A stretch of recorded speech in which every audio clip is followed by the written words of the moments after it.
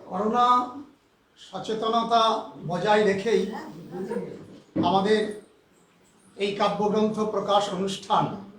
তো ইতিমধ্যে এই মহামারীতে আমাদের স্বজন আত্মজন অনেকেই হারিয়ে গেছেন। তাদের জন্য আমাদের কষ্ট দলা পাকিয়ে ওঠে বুকের মধ্যে। অনন্ত কুয়াশায় আমাদের বন্ধুরা অনেকেই হারিয়ে গেছেন। তাদের প্রতি বিনম্র শ্রদ্ধা জানাচ্ছি, তাদেরকে শ্রদ্ধা সহকারে স্মরণ করছি। পুরবী দাসরাজ বরণ করে নেবেন মঞ্চের অতিথিদের। এসো।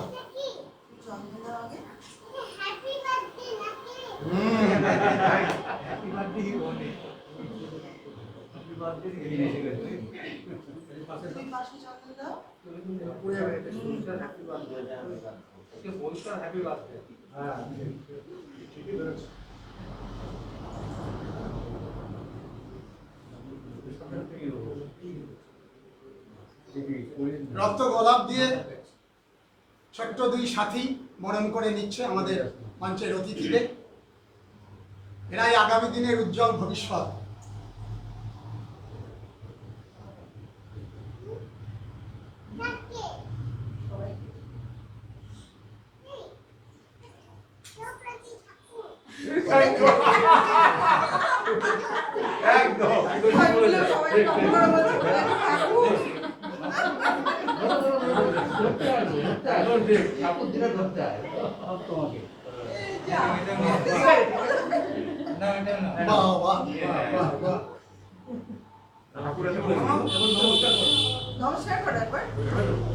এখন অনুরণন সঙ্গীত সংস্থার কর্ণধার সুপ্রিয়া ঘোষাল এবং থিয়েটার অভিযানেরও অন্যতম শিল্পী সুপ্রিয়া উদ্বোধনী সঙ্গীত পরিবেশন করবে।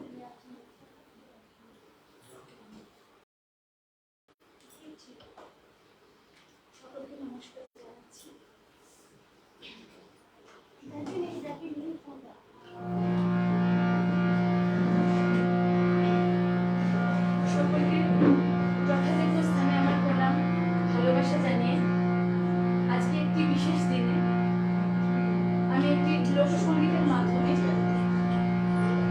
এই দিনটিকে আমি স্মরণীয় করতে চাইছি। একই সঙ্গে আজকে থিয়েটার অভিযানের বিজয়া সম্মেলনীয় আছে, সেই জন্য একটি লোকসঙ্গীতের মাধ্যমে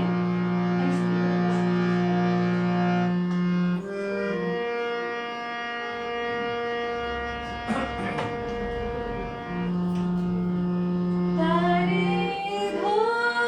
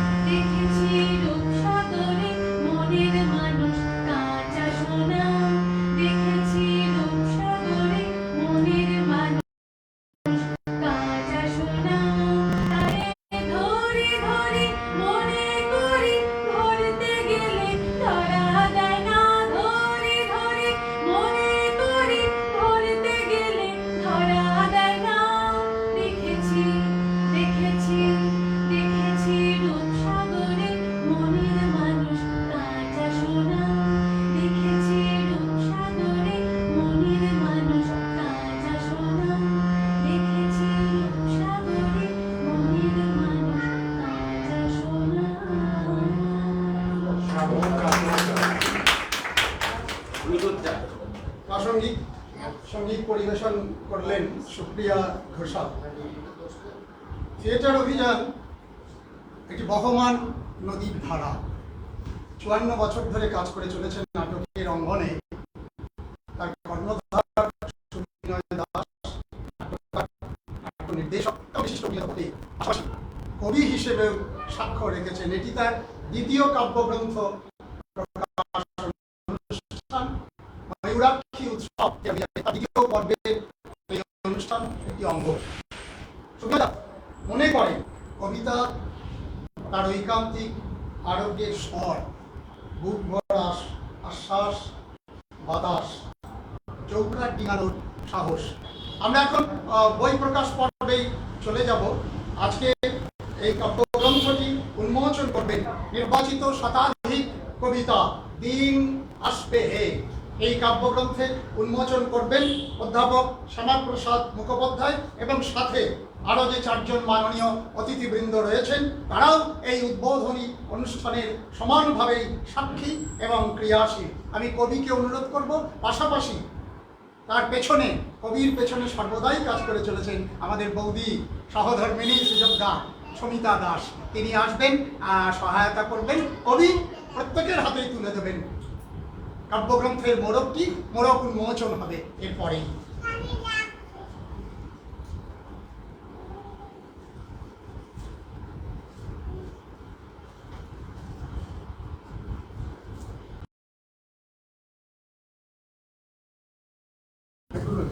উন্মোচন হবে।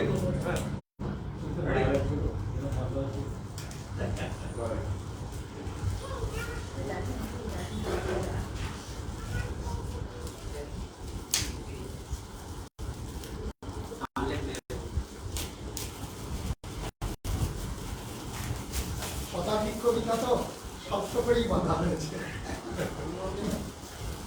না একটা সাইড টানলে চলে যাবে।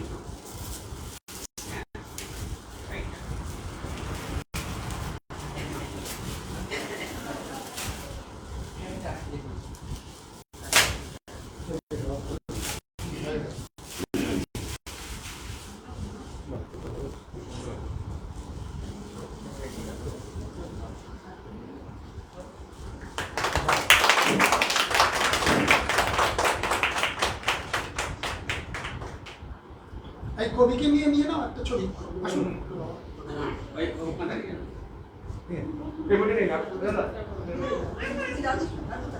আমার মাথায় বচ্চা করেছে আমাদের। পরে পরিচয় করিয়ে দিচ্ছি। পার্থপ্রতিম দাস। না না, পার্থপ্রতিম। হ্যাঁ, পার্থপ্রতিম। হ্যাঁ, ঠিক আছে।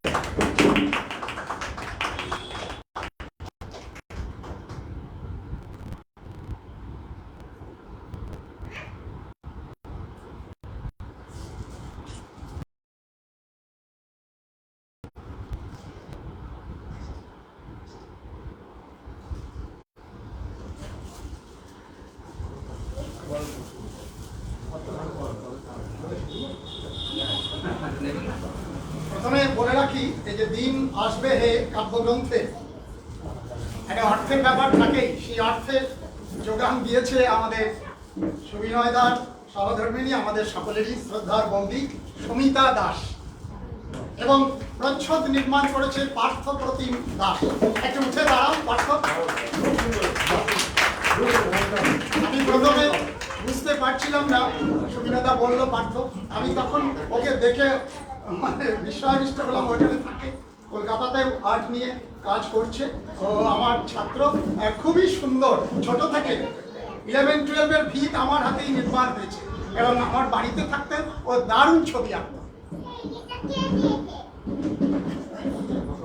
এখন আমি প্রথমেই কবিকে অনুরোধ করব, সুবিনয় দাস, তার কিছু কথা মুখ আমরা শুনে নিই। আসুন। সবাইকে অভিনন্দন, বিজয়ার শুভেচ্ছা, শ্রদ্ধা। আজকে আপনারা আমার ডাকে এখানে উপস্থিত হয়েছেন, এটাই আমার আনন্দ, থিয়েটার অভিযানের একটা পাওয়া। আমি মূলত বহু মানুষকে নিয়ে কাজ করতে চাই এবং বহু মানুষকে উপস্থিত থাকতে আশা করেছিলাম, কিন্তু আমার জায়গা নেই। এক নম্বর, এই জায়গাটুকুতে আমরা রিহার্সাল করি। আগামী দিনে বড় জায়গায় করতে যে যাব, তার পরিস্থিতিটা আপনারা জানেন যে এখন একটা প্রতিকূল পরিস্থিতির মধ্যে আমরা প্রত্যেকে চলছি। সুতরাং আমরা আগামী দিনে যে বড় বড় উৎসব করবো না তার নয়, কিন্তু আমরা এই যে চলমান যে কাজগুলো, এই কাজগুলো আমরা যেভাবেই হোক, ছোট করে হোক, সেভাবেই করতে চাই, এবং অনলাইনে এটা প্রচার হবে, সবাই দেখতে পাবেন। আর আজকে যারা এসছেন তারা অবশ্যই এই বই নিয়ে যাবেন। এখন কবিতা সেই কলেজ লাইফে লিখতে হবে, কলেজ লাইফে করতে গেলে সবাই কবিতা লেখে। আমাদের অনার্সের 5-6টা মেয়ে বা 7-8টা মেয়ে ছিল যারা প্রশ্ন করতো। আমরা মোট 35টা মানে ছেলে এই নিয়ে অনার্সে ছিলাম।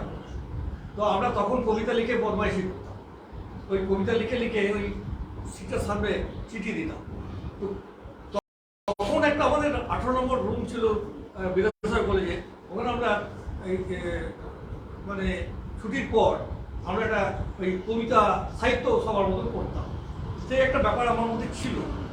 এখন এর একটা ইতিহাস আছে। এই দুটো যে বই বেরোলো, প্রথম বইটা কলকাতায় থিয়েটার দপ্তর থেকে ছাপানো হয়েছে, অর্থ আমাকেই ব্যয় করতে হয়েছে। সেটা ব্যাপারে আমি গোটা থেকে কবিতা এমনি লিখে মলয়কে পাঠিয়েছিলাম। মলয় গোটা ছয় বলে আর কিছু লিখুন দিয়ে একটা 1 ফরমার বই, আমি ফরমা টরমা বুঝি না, 1 ফরমার বই এটা বার করেছি। আমার কেমন মনে হলো যে বই গান, কবিতার বই হলো। এই যে মাথায় পোকা ঢুকলো, এবারে লিখতে শুরু করলাম। লিখতে লিখতে কলকাতায় পাঠালাম। হ্যাঁ, ওরা বললো আরও একটু কবিতা চাই, আরও কবিতা চাই, তবে একটু ভালো ইয়ে হবে। সেইভাবে এগোতে লাগে। এর মাঝে একটা বই বেরোনোর পর আরেকটা এবার নেশা লাগে। হ্যাঁ, আরেকটা বই মতন জিনিস তৈরি করে আমি কমলাকে দিলাম। কমলা খুব সুন্দরভাবে যত্ন নিয়ে ছেপেছে। আর একটা এবারে যেটা হচ্ছে যে আরেকটা কবিতার বই রেডি, কবিতা রেডি হয়ে গেছে, 50-60টা কবিতা, সেটাও একটা বেরোবে। আর 2-3টে কবিতা নাটকের বই বেরোচ্ছে, সেখানেও আমরা অনুষ্ঠান করব, এবং প্রত্যেকটা অনুষ্ঠানে একটি করে ছোট মিনি নাটক থাকবে। এবং কখনো হয়তো বিজয় দাসের নাটক থাকতে পারে, কখনো হয়তো লাভপুরের এর বলেছে আমাকে একা একা, মানে ছোট ছোট নাটক। আমাদের 20-25 জন দর্শক, এর মধ্যেই আমরা নিজেদের স্বাদ মেটাবো। তো যাই হোক, আপনারা যে এসছেন আজকে আমার বই উদ্বোধন করলেন এবং আপনারা সবাই থাকলেন, আপনারা যাওয়ার সময় বই অবশ্যই পাবেন এবং নিয়ে তারপর যাবেন। হ্যাঁ, এটুকুই বক্তব্য আমার, আর কিছু বলার নেই। আমার পরিবারকে আমার ধন্যবাদ যে আমাকে সহযোগিতা করেছে। আপনারা আমাকে সাহস দিয়েছেন, মলয় রেনি এরা আমাকে সাহস দিয়েছে কবিতা লেখার ব্যাপারে। তো সেই হিসেবে সবাইকে আমার ধন্যবাদ জানাচ্ছি। আজকে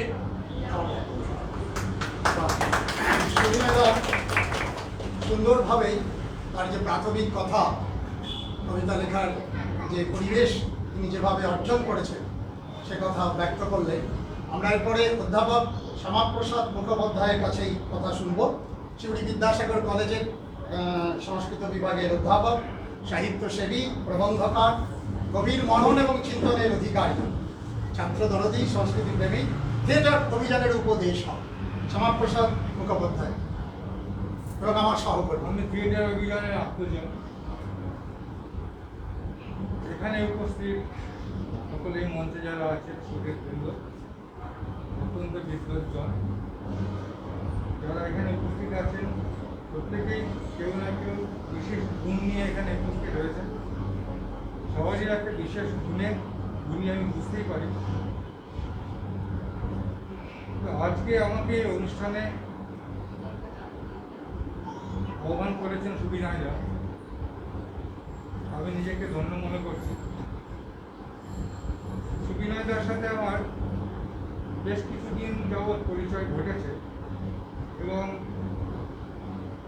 এই মানুষকে গুণে আমি সত্যি অত্যন্ত আপ্লুত এবং গুণমুগ্ধ হয়ে আছি।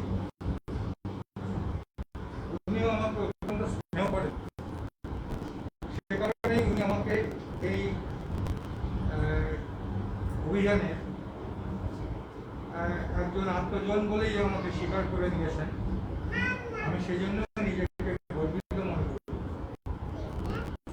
ওনার দ্বিতীয় কাব্যগ্রন্থ, আগের বইটি সে কবিতার কি নাম ছিলেন এবং দিন আসবে যে এই দ্বিতীয় গ্রন্থ, এই গ্রন্থটি প্রকাশ করতে পেরে আমরা সত্যি আপ্লুত হয়েছি। আমি বিশেষ করে আমি সুবিনয়দাকে প্রণাম জানাচ্ছি এবং প্রত্যেকে আন্তরিকভাবে নমস্কার এবং শ্রদ্ধা জানাচ্ছি। বাকি কথা ওনারা কিছু বলবেন। আজকে নানা অনুষ্ঠান আছে, সেই অনুষ্ঠানে আমি অংশীদার হিসেবে এখন উপস্থিত থাকবো। ধন্যবাদ অধ্যাপক শ্যামাপ্রসাদ মুখোপাধ্যায়কে। এরপরে আমরা কথা শুনবো কবি পরিচয়। আদ্যপান্ত একজন কবি, অধ্যাপক, গবেষক, কবি। সাহিত্য সংস্কৃতির সাথেই তার জাতিক জীবন। তিনি বিশ্বাস করেন, তপন গোস্বামী, কবিতার বাইরে একজন কবির অন্য কোনো পরিচয় নেই। রাঢ় সৃজন কথা, অভিমুখ ইত্যাদি পত্রিকার সাথে তিনি গভীরভাবে যুক্ত। পশ্চিমবঙ্গের নামী অনামী নানা ধরনের লিটল ম্যাগাজিনের পত্রপত্রিকার তিনি লেখক, কবি, প্রাবন্ধিক। কবি তপন গোস্বামী।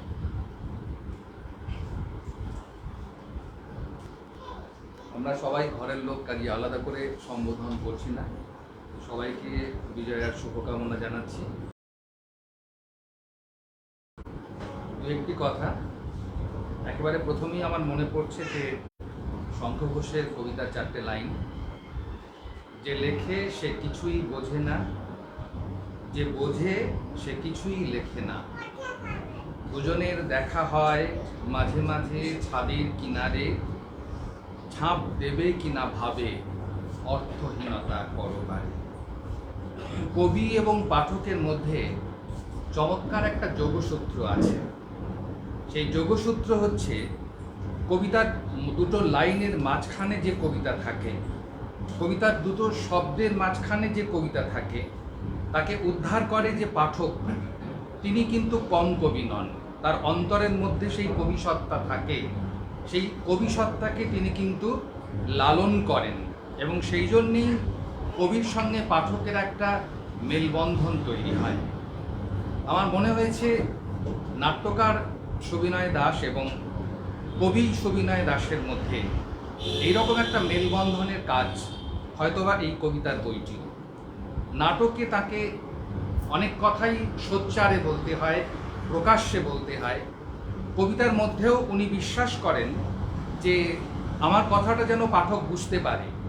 তবু কবিতার একটা নিজস্ব শিল্পকলা আছে, কবিতার একটা নিজস্ব বক্তৃতির্যক গতি আছে, যার ভেতরে অনেক আমাদের না বলা কথাকে, আমাদের অব্যক্ত অনুভূতিকে যেগুলো ধরে রাখতে পারে, সেই ধরে রাখার কাজে সুবিনয়দা হাত দিয়েছেন। এটা আমাদের অত্যন্ত আনন্দের কথা। বলে নাট্যকার আর কবির একটা মেলবন্ধন ঘটে গেছে। মেলবন্ধন ঘটে গেছে এই বইটার নামের মধ্যেও, দিন আসবে হে। সাধারণত আমরা দেখতে পাই যে যারা আঞ্চলিক ভাষায় কবিতা লেখেন, কবিতার সংকলন যেগুলো আছে, সেগুলো হে এই সম্বোধনবাচক শব্দটি সেখানে ব্যবহৃত হয়। এবং নাটকের ক্ষেত্রেও খুব সোচ্চার একটি শব্দ হচ্ছে হে। আমরা দেখি কবিতার সঙ্গে, কবিতার ধারাবাহিকতার সঙ্গে এই মিলে যাওয়া সম্বোধন হে একজন নাট্যকারের সঙ্গে একজন কবির মেলবন্ধন ঘটায়, সেইটা আমার মনে হয়েছে। আমি সামান্য দু একটি কথা কবিতাগুলো পড়ে আমি লিখেছি, আপনারা পরে এই বই থেকে পড়তে পারবেন সেগুলি ইচ্ছে হলে। সে দুটি একটি কথা শুধু বলার, সেটা হচ্ছে যে অসম্ভব ভালো প্রচ্ছদ হয়েছে এবং অসম্ভব ভালো প্রচ্ছদের এই যে কাগজ বা কালার যে কম্বিনেশনটা অসাধারণ। মানে এই যে সাধারণত আমরা দেখতে পাই না যে অফ হোয়াইট কালার, যেটাকে ব্যবহার করা হয়েছে এটাকে আর কি, তার ওপরে এই এর কাজটা করা হয়েছে, প্রচ্ছদের কাজটা করা হয়েছে। এই কাগজের যে রংটা সেইটাই কিন্তু আমাদের মনে একটা অন্য কবিতার জন্ম দেয়। ফলে অসম্ভব ভালো প্রচ্ছদ হয়েছে, তার জন্যে পার্থকে এবং সুবিনয়দা দুজনকেই আমি ধন্যবাদ জানাচ্ছি, আমার আন্তরিক কৃতজ্ঞতা জানাচ্ছি। আর একটা খুব ক্ষুদ্র অনুযোগ হচ্ছে, একেবারে অনুযোগের জায়গা, সেটা হচ্ছে যে কোনো কবিতার বইয়ের মধ্যে, মানে নিজস্ব কবিতার বইয়ের মধ্যে একটা পৃষ্ঠায় 2 বা 3টে কবিতা রাখবেন, যত ছোটই হোক সেটা কিন্তু একটা পৃষ্ঠাতেই যাবে, 2 বা 3টে পৃষ্ঠাতে সেইটা যাবে। এবং আরেকটি কথা যেটা বলতে হয় যে এত চমৎকার একটি প্রচ্ছদ, সেখানে আপনারা দেখবেন যে কবিতাতে যে হরফ ব্যবহার করা হয়েছে, একটু মোটা হরফ ব্যবহার করা হয়েছে। আপনি বললেন যে এখানে কাজ করেছেন, হতেই পারে সেটা আর কি, হতে পারে আর কি। ফলে অসম্ভব ভালো প্রচ্ছদের সঙ্গে কোথায় যেন এটা আমাদের একটু চোখে লাগছে। এটা যদি আমি বলি, বিজয়দা পাশে বসে আছেন, একটু আগে আমাকে একটা পত্রিকা দিলেন, ছোট পত্রিকা, কিন্তু ভেতরের যে কবিতার যে হরফের যে কাজটা আমার খুব ভালো লাগলো। মানে সাহিত্যতে করেছেন, ওটা অসম্ভব ভালো কাজ করেছে কবিতারা। একটু পাতলা হতো লাগবে আর কি, তাহলে খুব সুন্দর চোখে আমাদের লাগতো। দুটি একটি হয়তো একটু অনুযোগের কথা হয়ে গেল, আমাকে একটু মাফ করবেন আপনারা। সবটা মিলিয়ে আজকের অনুষ্ঠান সফল হোক, আপনাদের সঙ্গে আমি আছি। ধন্যবাদ কবি কমল গোস্বামীকে। দিন আসবে হে, এই কবি সুবিনয় দাস বলতে চান, কবিতা আমার কাছে বলার না বলার মাঝে এক অমোঘ কুয়াশা, ভিতরে ভিতরে একটা চাপা শ্বাসকষ্ট, রৌদ্র, বাদল, ঝড়, নিষ্ঠুর নিয়তি। তবু সেই সব অতিক্রম করে ধীর পায়ে পথ চলা, ঘরের দিকে ফেরা। সংগ্রহ বলতে শুধু পথের ধুলো, পাতার বাঁশি আর শিশির ভেজা পালক। এক আইরিশ কবি বলেছিলেন, poetry is essentially A homecoming. মাটির বাড়ির একানো উঠোনে দেওয়া মায়ের হাতে আলপনার মতো সুবিনয় দাসের। আমি এখন অনুরোধ করব আমার খুবই শ্রদ্ধেয় অগ্রজ বিজয় কুমার দাস। কি নন ভার্সেটাইল জিনিয়াস, কবি, পত্রিকা সম্পাদক, অভিনেতা, নাট্যকার। আমি অবাক বিস্ময়ে তাকিয়ে দেখি বিজয়দাকে। বিজয়দার সাথে আমি অভিনয় করেছি বর্ধমান বিশ্ববিদ্যালয়ে কেনারাম বেচারাম, দুটি মূল চরিত্রেই আমরা অভিনয় করেছিলাম, নগেন পাজা এবং আমি কেনারামের চরিত্রে, এবং ভালো হয়েছিল, যথেষ্ট সাড়া লাগিয়েছিল। আমি বিজয়দাকে অনুরোধ করবো এরপরে কিছু। নমস্কার প্রিয় সুবিনয়দা, মঞ্চে উপবিষ্ট বিশিষ্টজনেরা প্রত্যেকেই, সুব্রত, স্বপনবাবু, তপনদা, শ্যামাপ্রসাদ বাবু, আর মঞ্চের সামনে যারা, তারাও খুব বিশিষ্ট। এরকম একটি সমাবেশই বলছি, তার কারণ এটাকে সমাবেশই বলা যায়। তাতে একটি কবিতার বই উদ্বোধন হলো, সুবিনয়দার দ্বিতীয় কবিতার বই। আমি একটু দেখছি যে থিয়েটার আর কবিতা কেমন মিলে যাচ্ছে। যারা কবিতা লেখেন তারা অনেকেই থিয়েটার করেন, আবার যারা থিয়েটার করে তারা অনেকে কবিতা লেখেন। এবং দেশ পত্রিকার মতো একটি পত্রিকাও কিন্তু থিয়েটার বিষয়ক কবিতা গুচ্ছ প্রকাশ করছে, সম্ভবতই প্রথম। একজন থিয়েটারের মানুষ, তিনি তার লেখা থিয়েটার বিষয়ক কবিতা গুচ্ছ প্রকাশিত হয়েছে। অর্থাৎ থিয়েটার আর কবিতা দুটো কোথায় যেন মিলে যাচ্ছে, হয়তো কোথাও একটা মেলবন্ধন আছে, শুধু মিলে যাচ্ছে নয়। মূলত দেখা যায় যে জীবন পথে চলতে চলতে কখনো কবিতা প্রাধান্য পায়, কখনো থিয়েটার প্রাধান্য পায়। যাদের জীবনে কবিতা আর থিয়েটার দুটোই আছে, একটু অন্যভাবে বলতে গেলে কেউ অন্যভাবে নেবেন না, মানে একজনের দুটি প্রেমিকা থাকলে যা হয় আর কি। কখনো একজন গুরুত্ব পায়, কখনো আরেকজন গুরুত্ব পেয়ে যায়। তো সুবিনয়দা এতদিন থিয়েটার করেছেন, এরপরে হঠাৎ তার মনে হয়েছে যে তাই তো একসময় তো আমি কবিতা লিখতাম। সুবিনয়দা যখন প্রথম কাব্যগ্রন্থ প্রকাশিত হয় তখন তার সব কবিতাগুলোই প্রকাশের আগে আমার পড়া, এবং পড়ার পরে আমি সুবিনয়দাকে বলেছিলাম যে আপনার কবিতার যেটা সবচেয়ে বড় দিক সেটা হচ্ছে যে আপনার কবিতা বোঝার জন্য কাউকে আরেকজনের কাছে যেতে হবে না, যে এই কবিতাটা বুঝতে পারলাম না একটু বুঝিয়ে দিন। এখন যেটা হয় অনেকের কাছে, অনেকে মনে করেন যে কবিতা কীরকম যেন দুর্বোধ্য হয়ে যাচ্ছে, আমরা কবিতার কাছে পৌঁছতে পারছি না, হ্যাঁ এরকম হয়ে যায়। তো সেক্ষেত্রে কিন্তু সুবিনয়দাকে আমি এই কথাটাই বলেছিলাম। তো আমাদেরও এটা মনে হয় যে কবিতার যতটা সহজবোধ্যতা থাকবে কবিতা ততটা মানুষের কাছে পৌঁছতে পারে বোধ হয়। যদিও কবিতার একটা ব্যাকরণ আছে, নিশ্চয়ই কবিতার একটা স্টাইল আছে, ঘরানা আছে, সেটা মেনেও অনেকে কবিতা লেখেন। কিন্তু সুবিনয়দা তার যে কবিতাগুলো এই কাব্যগ্রন্থটাতেই দেখলাম যে সুবিনয়দা সেঞ্চুরি বার করে দিয়েছেন। মানে প্রায় 150টা কবিতা আছে, 140-এর বেশি কবিতা আছে একটা কাব্যগ্রন্থে, এর আগেও বেরিয়েছে। এবারে কলেজ জীবনে, স্কুল জীবনে, প্রয়োজনে অপ্রয়োজনে অনেকেই কবিতা লেখেন, এবং দেখা যায় যে পরবর্তীকালে কবিতার সঙ্গে তার বিচ্ছেদও ঘটে যায়, এমনও হয়েছে। কারণ এমনিতে একটি কথা আছে যে বাঙালির গোপ উঠলেই কবিতা লেখে, হ্যাঁ এটা একটা কথা প্রচলিত আছে। তো তারপরে সবাই আর কবিতার সঙ্গে থাকতে পারেন না। কিন্তু এখানে সুবিনয়দা পরবর্তীকালে তার এই যে আবার কবিতা চর্চাটা শুরু করেছেন এবং 2টি কাব্যগ্রন্থ উপহার দিয়ে দিলেন। মানে নতুন নৌকা ভাসানোর পরে নৌকার কাণ্ডারি ঘোষণা করছেন দিন আসবে। সুতরাং সেরকম একটা জায়গায় দাঁড়িয়ে আমরাও বলবো যে দিন আসুক, তার কারণ এখন যে দিনের মধ্যে আমরা আছি তা আমাদের খুব আতঙ্কের দিন, তা আমাদের কাছে খুব ভয়ঙ্কর দিন, তা আমাদের কাছে পাশাপাশি না বসার দিন। এরকম একটা সময়ে বরং এটাই প্রার্থনা করব যে দিন আসুক, সেই রকম দিন আসুক যে দিনে আমরা সবাই আবার এরকম করেই পাশাপাশি বসতে পারবো এবং মানুষের হাতে হাত রাখতে পারবে, কাঁধে কাঁধ রাখতে পারবে। মানুষ হইতে সাবধান এই শব্দটা আমাদের আর ব্যবহার করতে হবে না। কবিতা একটা নেশা অনেকের কাছে, সেই নেশা থেকে কবিতা লেখা শুরু হয়।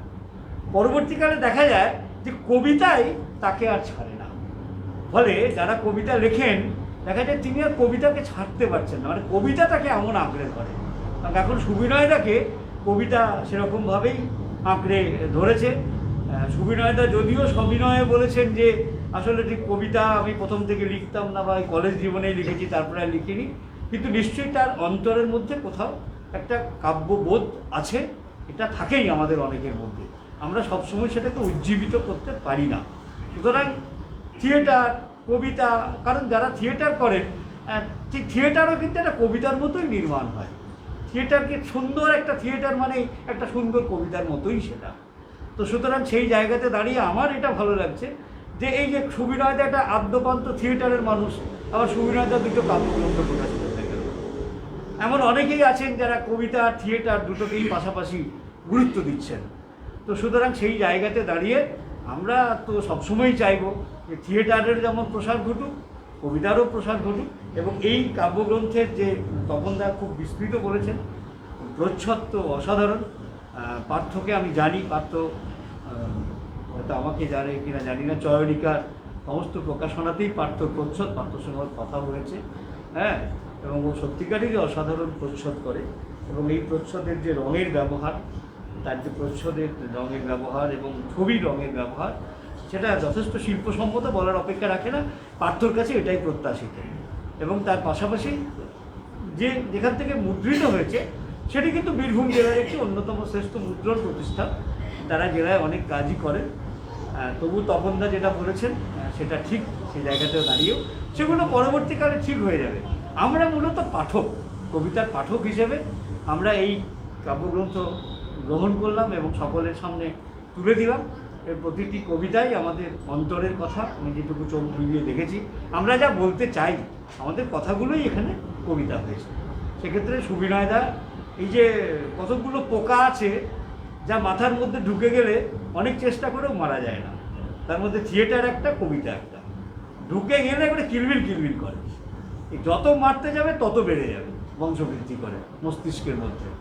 তো সুতরাং সুবিনয়দার মাথায় 2টি পোকাই ঢুকে গেছে এবং তারা আরও বংশ বিস্তার করুক, আমি এই প্রত্যাশা করে আমার কথা শেষ করছি। ধন্যবাদ বিজয় কুমার দাসকে।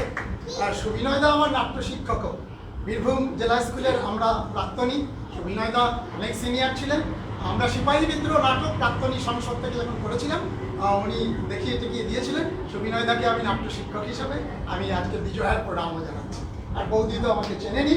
হিমালয় থেকে কন্যাকুমারী, যেখানেই বাংলা নাটকের চর্চা, সেখানেই সময়ের কণ্ঠস্বর ধারণায়।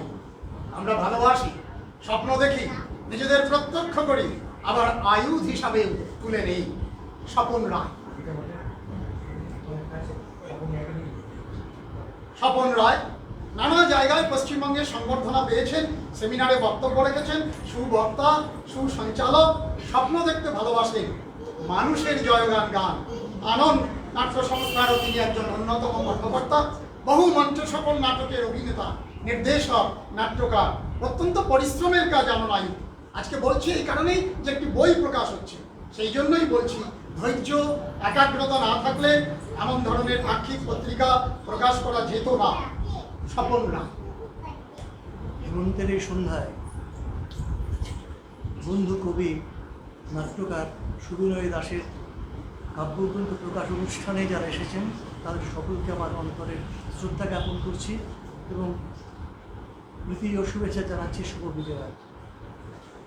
একজন গীতি কবি যদি নাট্যকার হন, অথবা একজন নাট্যকার যদি গীতি কবি হন, একটা অদ্ভুত মেলবন্ধন ঘটে।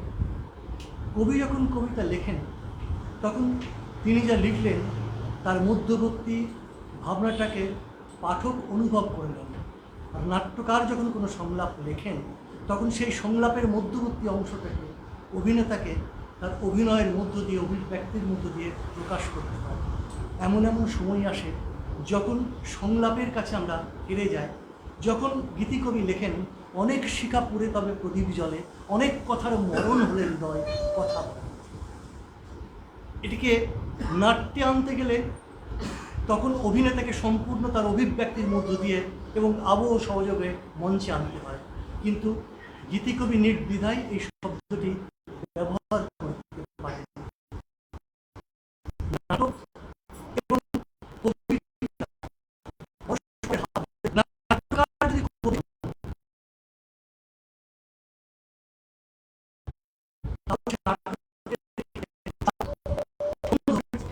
সেই তার গভীর স্থান করে নিতেন অতি সহজেই সক্ষম হয় বলে আমার বিশ্বাস। কারণ প্রত্যেকটি মানুষের মধ্যে সে পারুক আর না পারুক সে স্বপ্ন দেখে। তার হৃদয়ের মধ্যে অনেক শব্দের উঠানামা হয়, অনেক শব্দের জন্ম হয়, অনেক শব্দ পুরে নিঃশেষ হয়ে যায়, হয়তো সেগুলো প্রকাশিত হয় না। কেউ কেউ পারে, তারা কবিতার আক্ষরে লেখেন, কেউ কেউ নাটকের সংলাপের মধ্যে দিয়ে তা লেখেন। কিন্তু যারা পারে না, এমন তো আছে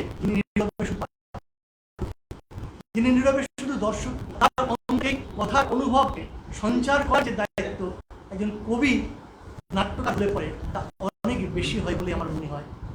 তিনি প্রচ্ছদ যিনি এঁকেছেন তাকে আমার অন্তরের কৃতজ্ঞতা। এর নিচের যে অংশটি ব্যবহার করা হয়েছে, রঙটি ব্যবহার করা হয়েছে, সেই রঙটি যখন কোনো গাছ প্রথম অঙ্কুর থেকে উঠে আসে, তখন প্রথম এই রঙটা দেখতে পাওয়া যায়। তার পরবর্তী রঙ আসে বিজয়বাবু যে রঙটি পরে আছেন সেই রঙটি, তারপর আস্তে আস্তে সবুজে যায়। যে কারণে দেখবেন দেবী দুর্গার মুখের রঙ অনেকটা এই ধরনের, অর্থাৎ সৃষ্টির প্রতীক। এবং দিন আসবের সঙ্গে এর যেন কোথাও একটা মিল আছে, কোথাও যেন একটা অঙ্কুরোদ্গম হচ্ছে এর মধ্য দিয়ে।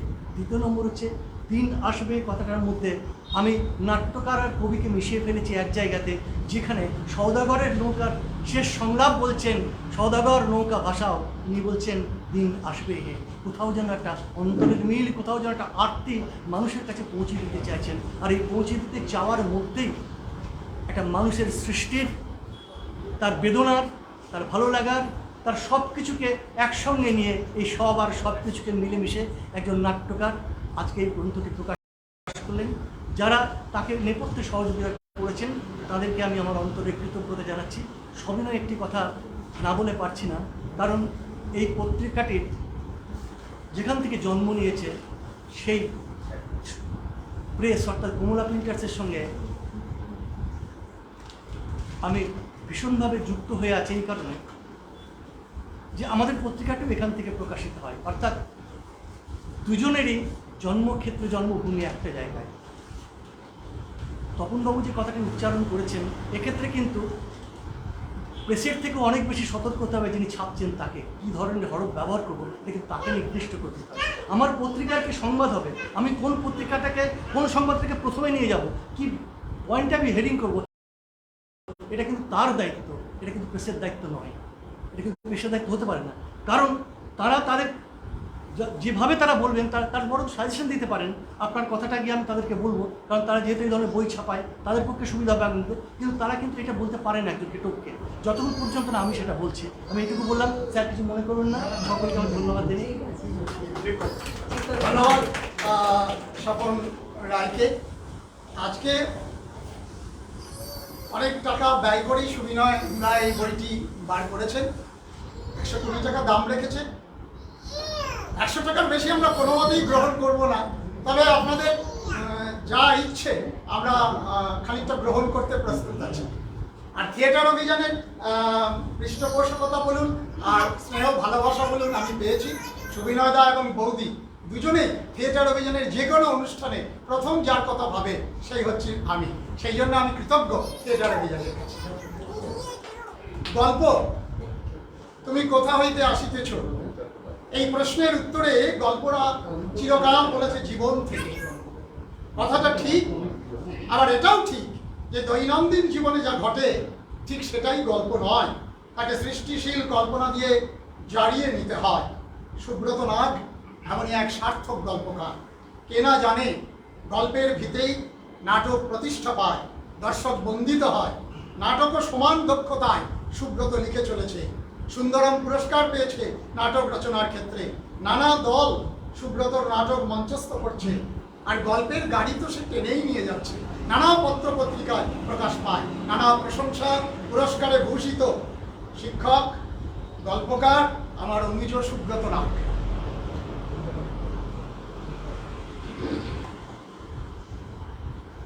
উপস্থিত যুবমণ্ডলীকে আমার প্রণাম। মঞ্চে যারা উপস্থিত আছেন তাদের প্রত্যেকে আমার সিনিয়র, তাদেরকে আমার প্রণাম জানাই অগ্রজ সুবিনয় দাকে। আমি এখান থেকে যেখানে বসে আছি তার বাঁদিকে যে অন্ধকার ঘর, সেখানে একটি আলমারি রয়েছে এবং সেখানে প্রচুর স্মারকের ঠাসা। এগুলো আমি বিশ্বাস করি কোনোটাই কবিতার জন্য নয়। সুবিনয় দা বা তার যে প্রাণের সংস্থা থিয়েটার অভিযান সেগুলো সংগ্রহ করেছে নাটকের জন্য। অনেক ঠাসা, তাক ঠাসা একদম স্মারক। যিনি এগুলো সংগ্রহ করেছেন বা যার সঙ্গে এগুলো এসেছে, খুব আশ্চর্যের বিষয় যে এখনো তার কিন্তু সৃজনের খিদে মেটেনি। তিনি কবিতা লিখেছেন অনেক আগে, কিন্তু এখানে অনেকেই বলেছেন যে ফল্গু নদীর মতো সেটি তার অন্তরে বহমান ছিল। হয়তো অনুরূপ পরিস্থিতিতে সেগুলো আরো সজীব হয়ে উঠেছে। এটা নতুন কিছু নয়। রবীন্দ্রনাথ 64 বছর বয়সে ছবি আঁকা শুরু করেন, তখন তার কিছু পাওনার বাকি ছিল। নোবেল পেয়েছেন, কবি, গল্পকার, প্রবন্ধকার, নাটককার, ঔপন্যাসিক সমস্ত দিক দিয়ে তার ভাড়ার কানায় কানায় তৈরি। তবুও তার মনে হয়েছে যে সৃজনের আরেকটি দিকেও হয়তো হাত বাড়ানো যেতে পারে, সেখানেও তিনি সমানভাবে সফল। সুবিনয় দা তার এই নতুন সৃজনের দিকে কতটা সফল হবেন সেটা অবশ্যই সময় বলবে। আমি নিছক একজন গদ্যকার, কাজে সেদিকে আমি কবিতাগুলো কতটা সার্থক হয়েছে না হয়েছে সেটা আমি কিছু বলবো না। সেটা অবশ্যই উত্তর কাল বলবে, কবিতার যারা পাঠক আছে তারা বলবে। আমার এখানেই এই সমাবেশে একজন আছেন, মলয় আছেন, যিনি একই সঙ্গে কবিতা এবং নাটক দুটো একটু সমান দক্ষতায় লেখেন। এটা খুব আশ্চর্যের ব্যাপার, কবিতা এবং নাটককে একসঙ্গে মেলানো। কবিতা এবং গল্প অনেকে লেখেন, কবিতা উপন্যাস তো অনেকেই লেখেন, কারণ নাটক খুব ভীষণভাবে একটা অবজেক্টিভ আর্ট, আর কবিতা ঠিক ততটাই একটা সাবজেক্টিভ আর্ট। এই দুটোকে মেলানো খুব কঠিন। সাধারণত দেখা যায়, যেটা বলাই হলো যে গো ওঠার সময় থেকে বিজয় রায় বলে যে বাঙালি গো ওঠার সময় থেকে কবিতা লেখে। যারা বিভিন্ন ক্ষেত্রে যশস্বী হয়েছেন, দেখা যায় জীবনের প্রথম সাহিত্য কর্মটি তার কিন্তু একটা ছড়া বা কবিতা। এটা একদম শীর্ষেন্দু মুখোপাধ্যায় বলেছেন, এটা একটা জ্যামিতিক নিয়মে তিনি হয়তো জীবনে প্রথম একটি ছড়াই লিখেছিলেন। যারা এখন কবি আছেন তারা কিন্তু পরে উপন্যাস লিখেছেন, গল্প লিখেছেন, সুনীল গঙ্গোপাধ্যায় আছেন, জয় গোস্বামী আছেন, যারা দুটোতে শীর্ষে বিরাজ করেছেন। কিন্তু একই সঙ্গে প্রথমে নাটক ধরেছেন, প্রথমে কবিতা লিখেছেন, সেখান থেকে সরে এসছেন। এটা প্রায় হয়েছে, কিন্তু প্রথমে নাটক লিখেছেন, সেখান থেকে কবিতা সরে এসছেন। একটা তুরন্ত অবজেক্টিভ থেকে সাবজেক্টিভ দিকে এটা কিন্তু বিশেষ দেখা যায়। সুবিধাদের সেই কঠিন কাজটা কিন্তু খুব অনায়াসে হয়তো বলবো না, কিন্তু আয়াস সাপেক্ষে হোক সেই কাজটা কিন্তু সম্ভব হয়েছে। এই জন্য সুবিধাদেরকে আমার তরফ থেকে অসংখ্য ধন্যবাদ প্রদান করা। তার কবিতার পথ নাটকের চলার পথে সুগম হোক, বিস্তীর্ণ হোক, নাটক সমাজ তাকে সাদরে গ্রহণ করুক, এটাই আমার ভাবনা। ধন্যবাদ সুব্রতনাথ। এরপরে নিচের থেকে দর্শক আসনে যারা রয়েছেন তাদের থেকেও দু একজনের অভিব্যক্তি শুনে নেব। মূলত নাট্য ব্যক্তিত্ব বললে কম বলা হয়, কবি সত্তাই প্রচ্ছন্ন রয়েছে মলয় ঘোষের ভেতরে। তিনি নিজেই বলছেন, আমি তো সামান্য মানুষ, 2-4 লাইন কাব্য লিখি মাত্র। এক জীবনে একটি কবিতা লিখতে পারলেও সার্থক জন্ম মনে করেন মলয় ঘোষ। তার কবিতা ভাবনা একান্তই তার নিজস্ব। ইলোরা বর্ষকথা, ইলোরা নাট্য সংস্থারও তিনি প্রাণ পুরুষ। বাংলা থিয়েটারের গর্ব ইলোরা বর্ষকথা পত্রিকা 13 বছর ধরে প্রকাশ পাচ্ছে। পরিশ্রম একাগ্রতা না থাকলে সম্ভব নয়। আমি মুখ হিসাবে তার কবিতার 4টি লাইন বলছি। সব সব শব্দ আগে নাকি আগে দাঁড়, নাকি আরো আগে থাকে যাকে স্থির ওই হাও। লক্ষ্যের পিছনে ছোটে নদী, নৌকা দাঁড়, কে আগে কে পরে, প্রশ্নে স্তব্ধ ত্রিকা। মলয় ঘোষ।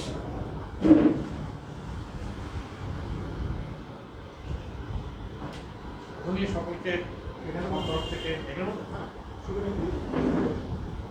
শ্রদ্ধা জানাচ্ছি। এই সময় আমাদের আরো কিছু অনুষ্ঠান আছে, খুব সমস্যা হয় যখন একদম শেষে বলতে বলা, সবাই বলে দিয়েছেন সবাই। তো আমি যে দুটি কথা বলবো এখানে, সেখানে একটি কথা হচ্ছে যে মোহিত চট্টোপাধ্যায় কবিতা থেকে নাটকে এসে আর কবিতা লেখেন। নাটকে উনি যখন এলেন তারপর থেকে উনি আর কবিতা লেখেন। শক্তিশালী কবি ছিলেন এবং সুনীল গঙ্গোপাধ্যায়, শক্তি চট্টোপাধ্যায় এদের সারিতে বসার মতো কবি ছিলেন মোহিত চট্টোপাধ্যায়। তিনি চলে গেলেন। সুনীলের উল্টো যাত্রা, যেটা নাটকেও কিন্তু কবিতা ফিরে গিয়েছে। হ্যাঁ, যে নাটকগুলো রয়েছে। আর আমাদের সঞ্চালক যে দুটি পংক্তি বললেন প্রথমেই, আমি তো সামান্য মানুষ, 2-4 লাইন গদ্য লিখি মাত্র, সেটি তপন গোস্বামী একটি কবিতার চিত্রধার্য পংক্তি, যেটা আমি মাঝে মাঝে ব্যবহার করি বলে সুশান্ত দা মনে করছেন ওটা বলে আমার পংক্তি, কিন্তু এটি একটি তপন গোস্বামী। আমি দুটো কথা বলবো। একটা হচ্ছে নাটক যারা লেখেন, যে কথাটা বলার চেষ্টা খানিকটা করেছেন, তপনদাও করেছেন এবং আমাদের সুব্রত নাগও করেছেন। যারা নাটক লেখেন আর যারা কবিতা লেখেন এর মধ্যে একটা প্রচ্ছন্ন পার্থক্য আছে। যেমন দেখুন, দুর্ভিক্ষের নাটক হচ্ছে নবান্ন, আমরা জানি। আবার দুর্ভিক্ষের ছবি হয়ে গেছে। আবার সুনীল যারা এই যে আবার দুর্ভিক্ষ নিয়ে সলিল চৌধুরী গান গেছে, যে গানটি খুব বিখ্যাত, মানব না শৃঙ্খলে বন্ধনে। আজকে মান্নাদের প্রয়াণ দিবস 24 অক্টোবর, এবং যে দুটি পংক্তি আজকে স্বপন রায় উদ্ধৃত করলেন, অনেক শিখা পুড়েও তবে এমন প্রদীপ চলে, সেটি মান্নাদেরই গানের একটি লাইন, একটি পংক্তি। খুব কাকতালীয়ভাবে স্বপনদা বলেছেন, কিন্তু আমার মাথাতে ছিল যে আজকে মান্নাদের প্রয়াণ দিবস, এই দিনে তাকে হারিয়েছি। সব মিলিয়ে হয়ে যায়, মহামানবদের কথা আমরা এভাবেই স্মরণ করি, উচ্চারণ করে ফেলি। যেটা বলার সেটা হচ্ছে যে বিভিন্ন মাধ্যমে বলার বিভিন্ন রকমের অ্যাঙ্গেল আছে। আমি নাটকে যে কথাটা চোখে চোখ রেখে অভিনয় করার সময় বলবো একদম দর্শকের দিকে তাকিয়ে, কিন্তু কবিতার সময় সেটা বলবো না। কবিতার সময় একটা রহস্যময় থাকবে, দোলাচল থাকবে, একটা আড়াল থাকবে, একটা নরম পেলব ভাব থাকবে। কবিতা কখনোই স্লোগান নয়। তো সুবীনা দাসের এই কবিতাগুলো আমি পড়েছি, অনেকবার পড়েছি। এই বইটার সামনে একটা লিখেছি। কবিতা তো কোনো মানে বই হয় না, কে কেমনভাবে বুঝবেন। একটা কবিতা পড়ে তপন গোস্বামী আমাকে বললেন, এই কবিতা খুব খারাপ লেগেছে আমার। তপনদার জ্ঞান ভূমি, তার যে পড়াশোনার স্ট্রেচার আমি অনেক বেশি আমার ছিল। আমার সেই কবিতাটা পড়ে খুব ভালো লেগেছে। এটা হতেই পারে, এটা কথায় কিছুদিন আগে তপনের সঙ্গে হচ্ছে তপনদার সাথে। তো এটা হতে পারে, তার কবিতা কোনটা কোথায় কীভাবে বাঁচবে সেটা বোঝা মুশকিল। এমনকি রবীন্দ্রনাথের কবিতাও অনেকের ক্ষেত্রে শুনেছি যে বলেছেন যে রবীন্দ্রনাথের কবিতার সব কবিতা হয়নি, অনেক বেশি বলেছেন, কবিতার মধ্যে প্রচুর ডেসক্রিপটিভ বর্ণনা দিয়ে গেছেন, সেই কবিতাগুলো কবিতা হয়নি। কিন্তু দুর্মূল্য কিছু কবিতা তিনি লিখেছেন যার কোনো তুলনাই হয় না। ঠিক সেভাবে সুবীর দাস এই যে শুরুটা করেছেন, প্রথম নৌকা ভাসাবোর পরে যে দিন আসবে হে, লক্ষ্য করে দেখুন এই দিন আসবে হে আর সুদিনের লেগে নাটকটি স্বপনদার তৈরি, সুদিনের লেগে আবার দিন আসবে হে, এর মধ্যে কিন্তু ওই সুদিনের কথা একটা প্রচ্ছন্নভাবে আছে, একটা যেন সংশয় আছে যে হয়তো ভালো দিন আসবে। এই যে দুটো বলার প্রেক্ষিত এটা সুবীর দা ধরার চেষ্টা করছে, এই ধরতাইটা পাওয়া খুব কঠিন, সেটার প্রচেষ্টা উনি শুরু করেছেন। এবং আমার মনে হয় কিছু কিছু কবিতা খুব ভালো লেগেছে আমার, মাঝে মাঝে আমি ফোনে শুনেছি একটা কবিতা, ট্রেনের একটা কবিতা শুনেছিলাম অ্যাক্সিডেন্টের, আমাকে খুব স্পর্শ করেছিল কবিতাটা। মানে আমি এমনি কবিতার বিষয়ে খুব খুঁতখুঁতে, সব কবিতা আমার ভালো লাগে না, কিন্তু কিছু কিছু কবিতা যেটা উনি ধরে ফেলছেন, আর এত কবিতা লিখলে কবিতার নষ্ট হয়ে যাওয়ার সম্ভাবনা, মানে এটা একটা খুব ভয়ঙ্কর ফাঁদ। কিন্তু কবিতার প্রেমে পড়লে বা না লিখেও তো উপায় নেই, এই যে দুটোর দোলাচল, এটাকে নির্লিপ্ত হতে হবে এই জায়গা থেকে। সেই নির্লিপ্তিটা আস্তে আস্তে সুবীর হাতে কিন্তু এসে গেছে, করতলগত হচ্ছে, এবং আমি আশা করি পরবর্তী যে গ্রন্থ সেটা আরও অনেক উঁচুতে উঠে আসবে। এই কাব্যগ্রন্থের অনেক ভালো কবিতা রয়েছে, আপনারা পড়বেন। এবং আমার মনে হয় যেভাবে সুবীর দা শুরু করেছেন এবং নাটক এবং কবিতা কিন্তু পাশাপাশি নিয়ে যাচ্ছেন, নাটক লিখছেন সঙ্গে সঙ্গে কবিতা লিখছেন, এটা অত্যন্ত কঠিন কাজ। আমার মনে হয় উনি সার্থক হয়েছেন, শুধু নয় আমাদের মতো যারা আমরা চেষ্টা করি নাটক এবং কবিতাকে পাশাপাশি নিয়ে যাবার, তাদের ক্ষেত্রে উনি পথ দেখাচ্ছেন। আমি আর বিশেষ কিছু বলবো না, অনেকটা অনুষ্ঠান আছে, হ্যাঁ, অনুষ্ঠানটা ভালো করে হোক। এবং এই বই প্রকাশ নিয়ে যে আমরা সমবেত হয়েছে এটাও একটা খুব ব্যতিক্রমী বলবো, কারণ আমরা বই বেরোয় রেখে দিই। আরেকটা কথা শেষে যোগ করি, রবীন্দ্রনাথের প্রায় সব বই রবীন্দ্রনাথের নিজের টাকায় ছাপা, সুতরাং কবিতার বই কি করে ছাপা হয় আমরা সবাই জানি। ওই জয় গোস্বামী, সুনীল গঙ্গোপাধ্যায়ের বিগ হাউসে ছিলেন বলে তাদের কিছু বই হয়তো প্রকাশকরা ছেপেছে, কিন্তু বিক্রি হয় না, যা শেষ পর্যন্ত খবর পেয়েছি, আমি খবরটা আপ টু ডেট রাখি, বিক্রির অবস্থা খুব খারাপ কবিতার বই। হ্যাঁ, তো সেই জন্যে বই আমাদের নিজেদেরই ছাপতে হবে এবং তা নিজের তাগিদে বিতরণ করতে হবে। তাই আমি বলি যে এই পাঠকের সঙ্গে এই কমিউনিকেশনটা আমাদের দরকার, সুবীর দার বই আরো সার্থক হয়ে উঠুক, এটা এই দিন আসবে কাব্যগ্রন্থের পরিবেশকও মলয় ঘোষ। এরপরে এমন একজনের কাছে আমরা বার্তা শুনবো, আমাদের অত্যন্ত কাছের মানুষ, সাংবাদিকতা পেশার কথা আমি এখানে উল্লেখ করব না, তাপস বন্দ্যোপাধ্যায়। পাবলো পিকাসো একটি কথা বলেছিলেন, everything you can imagine is real. অসম্ভব ভালো ফটোগ্রাফি তাপস বন্দ্যোপাধ্যায়। বৈচিত্র্যপূর্ণ কথামালা উদ্ভাসিত হয় ছবির মাধ্যমে, লেখার মধ্যেও সংবাদ পরিবেশনের পাশাপাশি শৈল্পিক তৃপ্তিতে পাঠককে ভরিয়ে দেন তাপস বন্দ্যোপাধ্যায়। তার খবর ও ছবি থেকে লেগে থাকে এক ধরনের সারল্য, সঙ্গীত গান আর জাগরণের ধ্বনিময় সঙ্গীত। আমি তাপস বন্দ্যোপাধ্যায়কে ডেকে নিচ্ছি।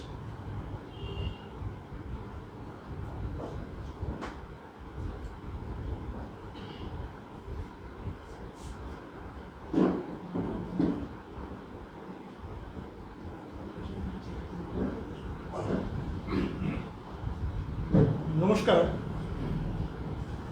হৈমন্তিক সন্ধ্যা।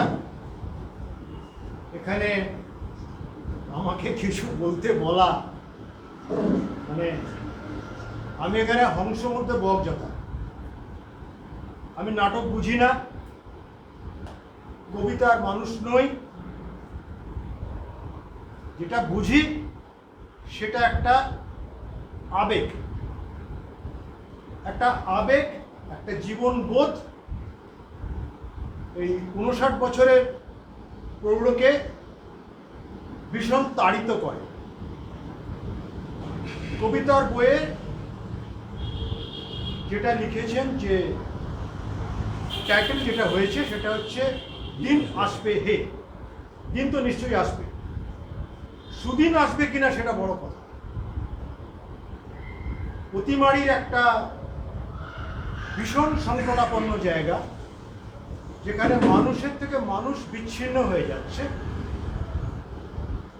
যাকে আমরা সেতু করে তুলি, মানুষের সাথে মানুষের যে মেলবন্ধন যে ঘটায়, সেই যে গণমাধ্যম, সেই মাধ্যমের একজন সৈনিক হচ্ছে আমি। থিয়েটার দেখতে যাই, থিয়েটারে ছবি করি, কবিতা পড়ি, বুঝতে পারি না, কিন্তু একটা বোধ মাথার মধ্যে কাজ করে যে হ্যাঁ একটা কবি কিছু বলতে চাইছে। আসলে সব কিছুই তো একটা মেসেজ থ্রোয়িং। আপনি ছবি আঁকুন, সেটা একটা মেসেজ দিচ্ছে। আপনি কবিতা করুন, সেটা একটা বার্তা দিচ্ছে। আপনি নাটক করুন, সেটা একটা আন্দোলন বা সেটা একটা অভিমত বা তার একটা অভিমুখ আছে। আপনি গল্প লিখছেন, তার একটা বার্তা আছে। বার্তাবিহীন কোনো কিছু আমাদের এই পৃথিবীতে কিন্তু আবর্জনা। সেরকম ফটোগ্রাফি যেটা আমরা ছবি দেখছি, যেটা আমরা ক্যামেরায় দেখছি, লেন্সে দেখছি, এবং যেটা আমরা উপস্থাপনা করছি একটা ভিজুয়াল আর্ট, সেটা কিন্তু একটা বার্তা দিচ্ছে, মানুষের কথা বলছে। যে কথা কবিতা বলে, যে কথা নাটক বলে, সে কথা ছবি বলে, সে কথা ক্যামেরার লেন্স বলে, সেই সব কিছু কথা যখন একাকার হয়ে যায় আর সবাই যখন এক হয়ে যায়, তখন সত্যি মনে হয় দিন আসবে যে। ধন্যবাদ তাপস বন্দ্যোপাধ্যায়কে। অনেকক্ষণ কথা হচ্ছে। আমাদের ছোট সাথী অনির্বাণ ব্যানার্জি, তার কাছে একটা গান শুনে নেব। আমরা নিজে বলে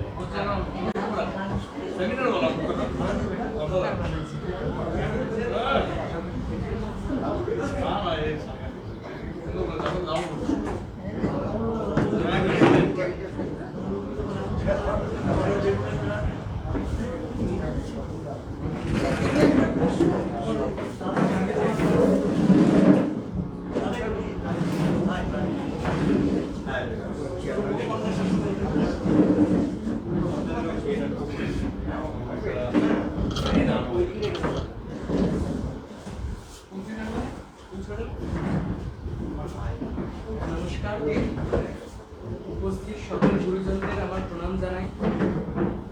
বর্তমানে আমাদের হেমন্তকালের সূচনা হয়েছে, তাই আমি এখন আমার সঙ্গীতের ভগবান পদ্মশ্রী মান্নাদের একটি বিখ্যাত গান গাওয়ার চেষ্টা করছি।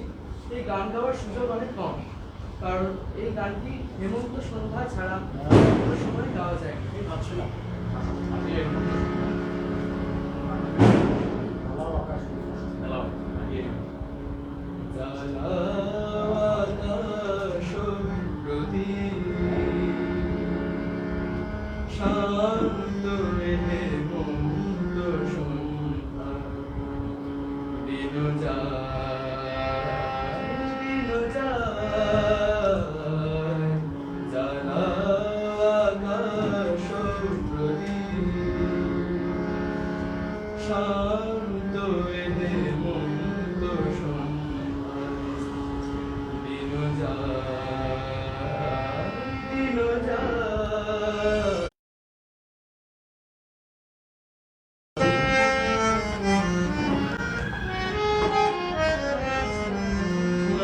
ফসলের প্রাণে শিহরণ লাগে প্রাণে, নব ফসলের প্রাণে শিহরণ লাগে প্রাণে, আপন দানে রালে রয়েছ তুমি কোথায়?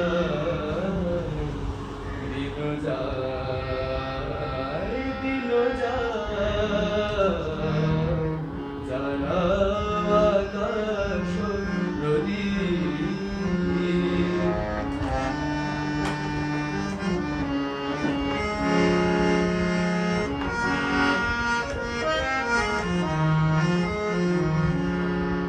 ঝরে যায় কাশ শূন্য কানন, এই শুধু খেলা তুমি খেলিছ এখন। ঝরে যায় কাশ শূন্য কানন, এই শুধু খেলা তুমি খেলিছ এখন। কুয়াশার অবচারে কে গো তুমি গেলে সরে, কুয়াশার অবচারে কে গো তুমি গেলে সরে, না হয় ক্ষণিক দাঁড়ালে আমার পিছু ডাকায়। দিন যায়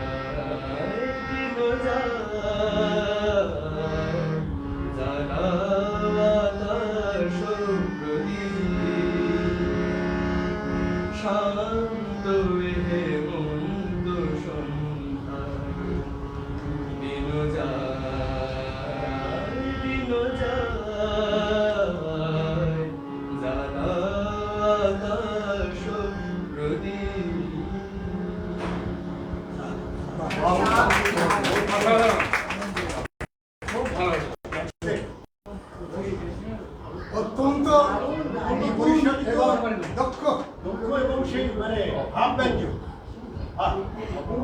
ফুটিয়ে তুলেছেন আমাদের এই হেমন্তের সন্ধ্যায় ছোট্ট সাথী অনির্বাণ বন্দ্যোপাধ্যায়। হ্যাঁ? শিল্পীর বাড়ি কোথায়? থিয়েটার অভিযানে নাটকও করছিল, থিয়েটার অভিযানের অভিনয় শিল্পী। এটাও একটা introduce করে দিচ্ছি। বাহ, খুব ভালো। বাবা মা দুজনেই আমাদের থিয়েটার অভিযান দলে রয়েছে। আচ্ছা, পায়েলকে ডাকছি, কবিতা পাঠ করবে এখন। তার নিজেরই লেখা বোধ হয়, স্বরচিত।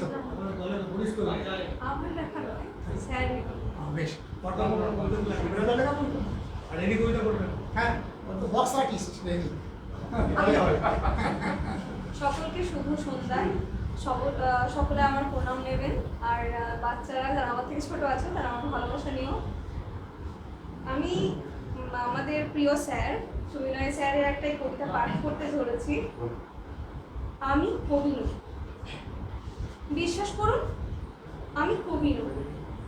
কবিতা আমি লিখি না, মানে ইচ্ছে থাকলেও লিখতে পারি কই। আসলে আমি তো মোটেই কবি নই। তবে এই লকডাউনে গৃহবন্দী থাকতে থাকতে অনেক ভাবনা কিলবিল করছিল রাত দিন। বসে পড়লাম কলম নিয়ে, খসখস করে নামিয়ে দিলাম আমার মাথায় কিলবিল করতে থাকা পোকাগুলোকে।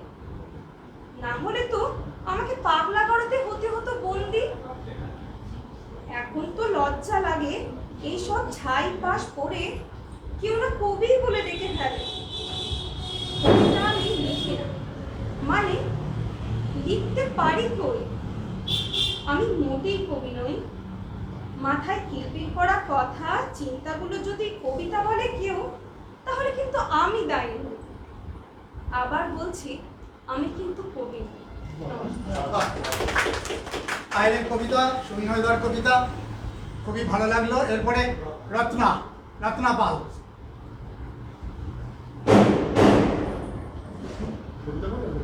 হ্যাঁ, কবিতা। নমস্কার, আমি এই থিয়েটার অভিযানেরই এক সদস্য। তো স্যারের লেখা আমি আজকে দিন আসবে হে এখান থেকে একটা কবিতা আর আমার নিজের লেখা একটা কবিতা আপনাদের কাছে পাঠ করে শোনাবো। তার আগে বলি, আমি যদি কিছু ভুল চুক হয়ে থাকে মাফ করবেন, আমি না লেখিকা না পাঠিকা। স্যারের অনুপ্রেরণায় আমি একটু একটু করে চেষ্টা করছি।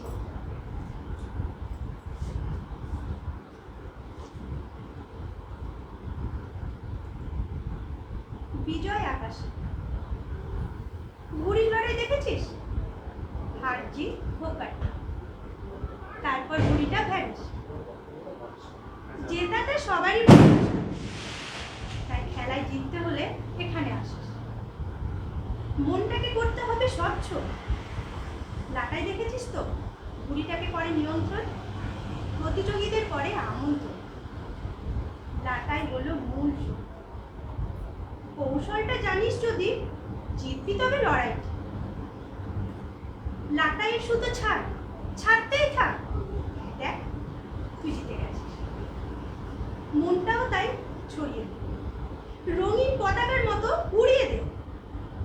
ভালোবাসার সুতো ছড়িয়ে দিলে তুই জিতে যাবি বিজয় আকাশে।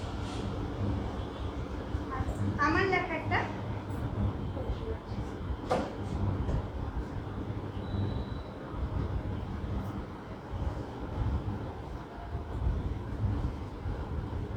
নাম জীবন মানে। জীবন মানে জন্ম থেকে মৃত্যু অবধি এক বড় কঠিন রাস্তা, যেখানে আছে সুখ, দুঃখ, আনন্দ, কষ্ট। জীবন মানে ছোট থেকে বড় হওয়া শুধু নয়, নানান কত দায়িত্ব পালন করা।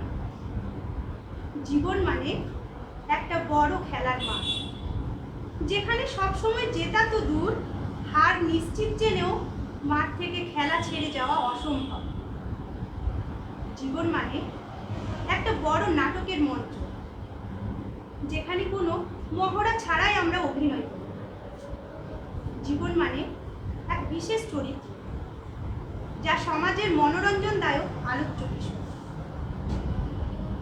জীবন মানে আছে প্রেম, আছে রাগ অনুরাগ, যেখানে প্রেমের পরিণতি বিবাহের পিঁড়ি পর্যন্ত যেতে পারে, আবার প্রেমের পরিণতি শ্মশানের চিতা অবধিও যায়।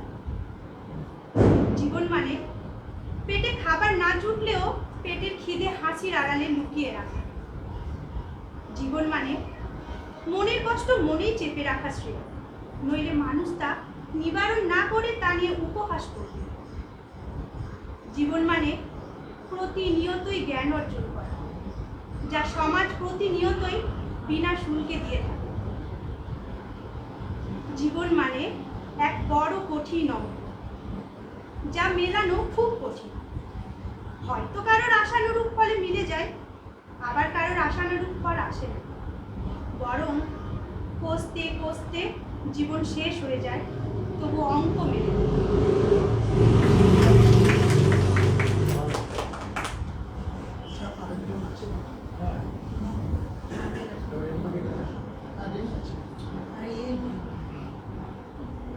কাবেরী দাশগুপ্ত কবিতা পাঠ করবে।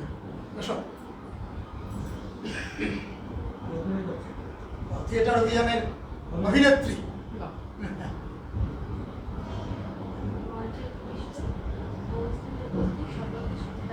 ভালোবাসা জানিয়ে আমি আমার গান করছি। কবিগুরু রবীন্দ্রনাথ ঠাকুরের পথের বাঁধন।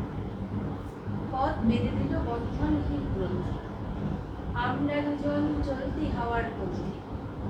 রঙিন নিমেষ ধুলার দুলাল, পরাণে ছড়ায় আবির গুলাল। কন্যা ওড়ায় বর্ষার বেগে দিগঙ্গরার নৃত্য। হঠাৎ আলোর ঝলকানি লেগে ঝলমল করে চিত্ত। নাই আমাদের কোনো চাপার কুঞ্জ, বনবীথিকায় কীর্ণ বকুল কুঞ্জ। হঠাৎ কখন সন্ধ্যা বেলায় নামহারা ফুল গন্ধ এলায়। প্রভাত বেলায় হেলা ভরে করে অরুণ কিরণে তুচ্ছ। উদ্ধত যত শাখার শিখরে রডোডেন্ড্রন গুচ্ছ। নাই আমাদের সঞ্চিত ধনরত্ন, নাই রে ঘরের লালন ললিত যত্ন। পথ পাশে পাখি পুচ্ছ নাচায়, বন্ধন তারে করি না খাঁচায়। ডানা মেলে দেওয়া মুক্তি পেয়ে দুজনে দুজনে তৃপ্ত। আমরা চকিত অভাব নিয়ে বুঝি কিরণে দীপ্ত। হ্যাঁ, রেনির কবিতাতে যাবো তার আগে বলি যে আমি 14 বছর বয়স থেকেই বীরভূম জেলা স্কুলে সুধীর সেনগুপ্ত, তিনি বিশিষ্ট নাট্যকার এবং অভিনেতাও ছিলেন, ইংরেজির শিক্ষক ছিলেন, এবং ডক্টর অবনন্দু মিত্র রবীন্দ্র পুরস্কার পেয়েছিলেন। তারা দুজনে মিলে আমাকে, আমি যখন 9-10-এ পড়ি তখন ঋষি অরবিন্দের জন্মদিবস 16ই আগস্ট হয়েছিল, 15ই আগস্টের জায়গায়। 15ই আগস্ট বন্ধ থাকে বলে আমাকে এই সঞ্চালনার কাজে যুক্ত করে দিয়েছিলেন। সেই থেকে আমার গাড়ি চলছে, তাদের কাছে প্রথম কিন্তু আমি প্রেরণা পাই। 30-40 হাজার অনুষ্ঠান, সে পুজো প্যান্ডেল থেকে আরম্ভ করে বহু জায়গাতেই আমি করেছি। তবে আজকে আমার খুব ভালো লাগছে এই বুধমণ্ডলীর সামনে, বুধমণ্ডলীর সামনে আমার খুব পরিবেশটাও ভালো লাগছে। আজকে থিয়েটার অভিযান আমাকে এই সুযোগটা দিয়েছে, আমি কৃতজ্ঞ। রেইনির পরিচয় সব জায়গায় দিতে পারি না, তার একটু অংশ মলয়ের সহধর্মিনী বললেই চলে না, রেইনি নিজের গুণেও গুণান্বিতা। আমি আজকে সেই পরিচয় সামান্য একটু দেবো, যেহেতু সুযোগ পেয়েছি। না করছি রেইনি চৌধুরী, নাট্যকর্মী, অভিনেত্রী, নাটক, লিটল ম্যাগাজিন, কবি সত্তা সব মিলেমিশে একাকার। ইলোরা পারিবারিক নাটকের দল। স্বামী, একটু কথা আসেই, স্বামী ছাড়া হয় না। সন্তান, সপ্তক এবং নিজে অভিনয় করেন সেই দলে। প্রচ্ছদ দেখেছেন অনেক বইয়ে, নাট্য পরিবার। আঁকিবুকি নামে ছবির একটি বইও প্রকাশ পেয়েছে। এগুলো একটু নতুন জিনিস বলেই বলছি। কবিতার বই আছে দুঃখের রং সাদা, 2005 সালে প্রকাশ পেয়েছে। কবিতা, গিটারের সুর, তুলির টান আর রেডিওর নাটক শোনার অভ্যাসটাই তাকে লিখতে শিখিয়েছে। একটি কবিতার দুটি পংক্তি বলছি। রেইনির কবিতা। গাঢ় অন্ধকারে মুখ রেখেছে চতুর্দিক, নদী থেকে গিরিখাত। চলো দুহাত বাড়িয়ে মানুষের হাত ধরে মানুষকে বাঁচানোর মন্ত্র পড়ি এবার। এসো, রেইনি চৌধুরী।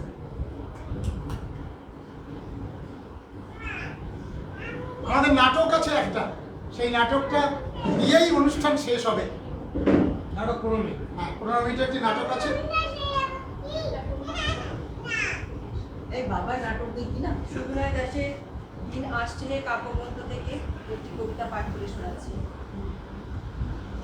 রাত গভীর হলে, রাত গভীর হলে আমার ভয় লাগে, যত রোগের যন্ত্রণা রাতেই জাগে। আমি জানি আমার মতো অনেকেরই রাত গভীর হলে ভয় লাগে। কোথায় ডাক্তার, ঔষধ, হাসপাতাল নিয়ে যেতে যেতেই যাচ্ছে মনে। হাসপাতাল পৌঁছালেও না বেড, না অক্সিজেন, সব না। মেঝেতে ফেলে রেখো না, ফেলে রাখলে করো না। শুধু শুধু ঠাকুর দেবতার উপর ছেড়ো না, ওতে লাভ পায় না, লড়াইয়ের ক্ষমতা কমে। তার চেয়ে সকালের অপেক্ষায় থাকো, মানুষ যাতে সামান্য চিকিৎসা পেতে পারে তার জন্য একটা কিছু করো। নমস্কার।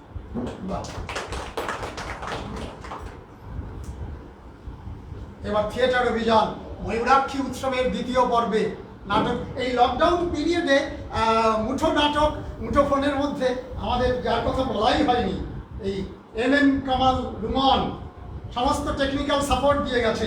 বীরভূমের মুখ ফেসবুক পেজে লাইভেও আজকে অনুষ্ঠানটা চলছে, অনেকেই দেখেছে।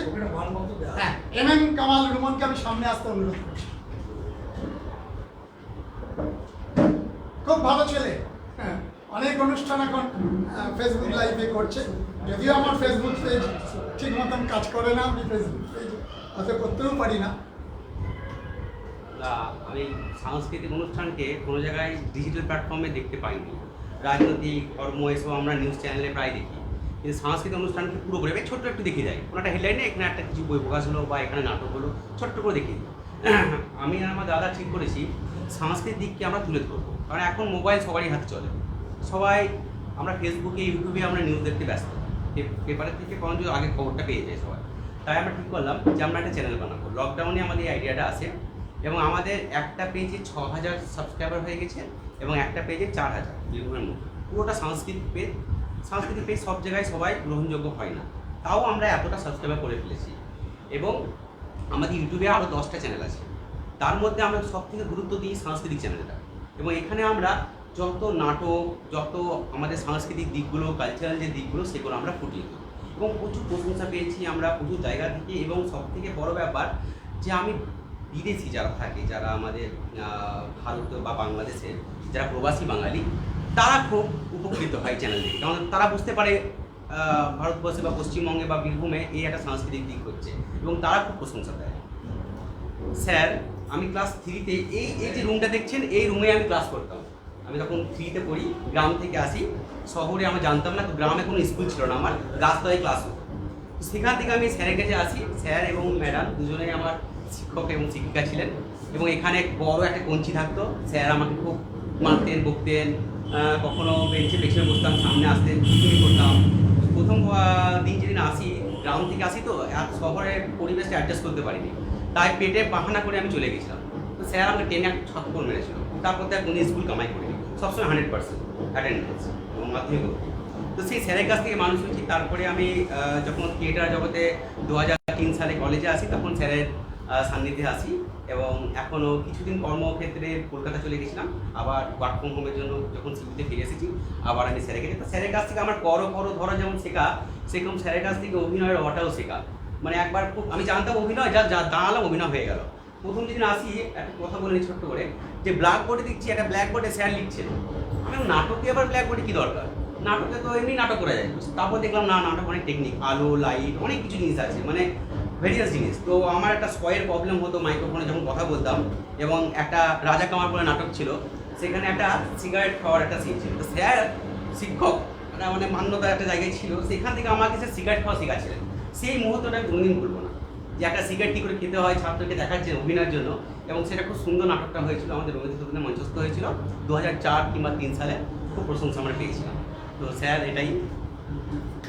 থিয়েটার অভিযানের অভিনেত্রী সমিতা দাস বৌদি, এখন মানপত্র তুলে দিচ্ছে। অভিনেত্রী নয়, কর্ণধার। কর্ণধার তো বটে, অভিনেত্রী তার একটা পার্ট।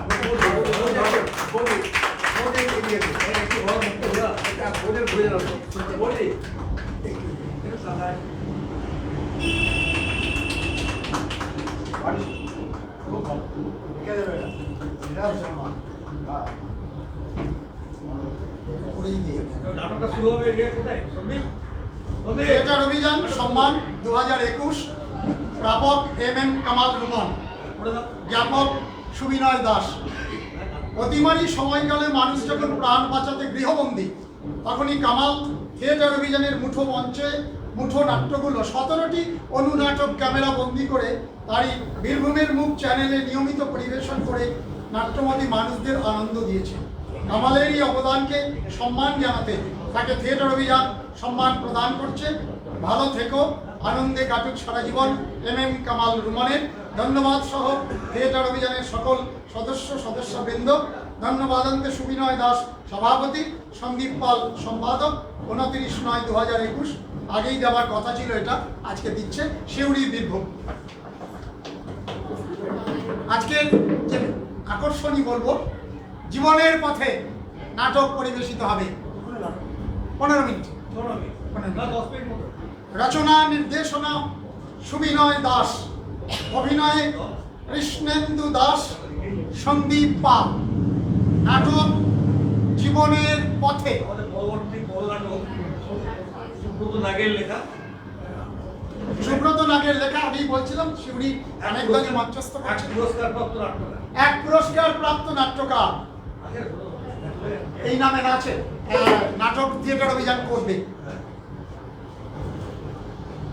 নাটক জীবনের পথে। রেডি হবে না? না, লেখা। ছবি করতে পারো।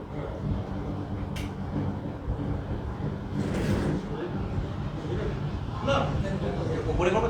উপরে করবি। উপরে করবি, এদিকে ঢুকবে। আর বড় ছোট না। হারমোনিয়াম ছোট তো। হারমোনিয়ামটা সরিয়ে দিলে ভালো হয়, হারমোনিয়ামটা। হ্যাঁ? হারমোনিয়ামটা, হ্যাঁ। হারমোনিয়ামটা যদি সরিয়ে দাও, একদম। হারমোনিয়াম না পড়লে একটা অবস্থা।